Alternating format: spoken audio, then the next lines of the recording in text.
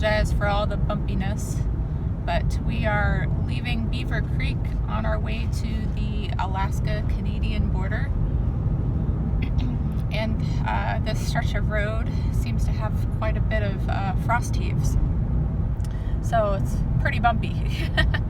Kind of like when you go over those divots in the road where you get the little heebie-jeebie in your stomach. So this kind of came up on us quick. This trip, we started out about 30 minutes outside of Whitehorse, south of Whitehorse, and it's gone pretty fast actually. The Yukon Territory is positively amazing. There is so much to see. I personally was very in love with Destruction Bay. I know that sounds crazy, but they have a lake there, Kluane Lake, and it is amazing. It is huge, really huge, and even Alan was like, oh my gosh, this lake just goes on forever.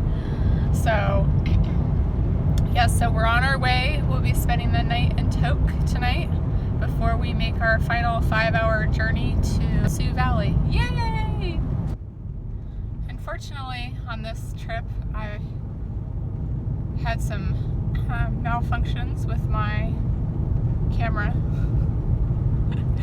User error. So I missed some pretty good wildlife.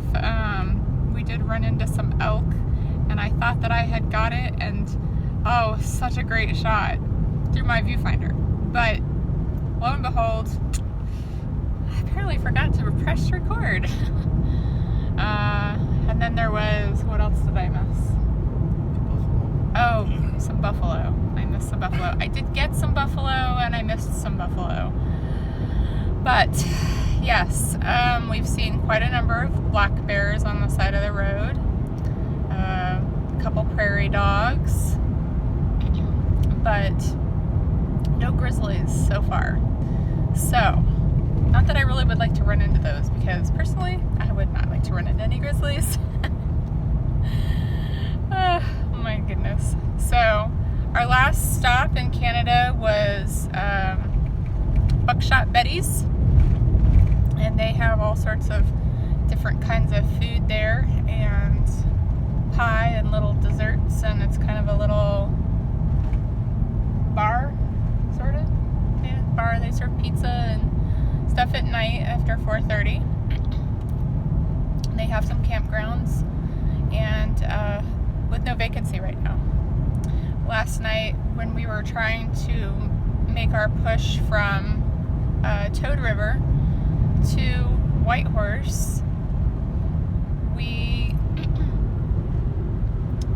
were gonna stop in Whitehorse, but when we called, when we had cell phone service, all of the pet-friendly hotels were already booked for the evening. So I quickly found a place on Airbnb that was a rental about 30 minutes south of Whitehorse. It was quite interesting. When I was scrolling through, I was desperately just looking for a place for us to stay, and kind of missed the fact that it was, and this is very ironic, a dry cabin. So we had to go into the main house to be able to use the bathroom and stuff, which, you know, Europeans, that's not probably a big deal. A lot of hostel places do that kind of thing, and these folks were incredibly sweet and kind, and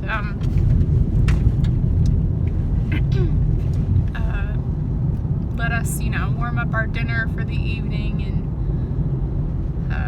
stayed at one of their little cabins, and they've got quite a number of cabins on the property, but it was kind of sort of a shock to us. But it did get me thinking about our own cabin, so I guess that is a plus, because our cabin will be dry. Well, it is a dry cabin for a short period of time. We do plan to get well and septic as soon as possible. We are so spoiled. So that's it.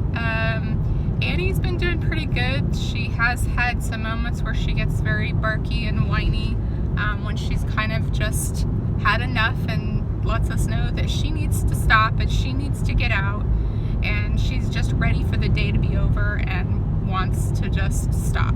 So we've tried to accommodate her as much as possible, and but I can tell, and Alan can tell, that she is just ready for this whole trip to be over with. But she's been amazing. She loves going around to the different places we've stopped and smelling everything, and she what did you say, she likes brushing up against the pine trees? Mm-hmm. Yeah, so she loves to smell pine or spruce, or you know, anything that has that kind of scent. So that's a good thing. She'll be right at home. But yes, so for now I'm gonna sign off until we get across the border, and we'll let you know what it's like coming back across into the US.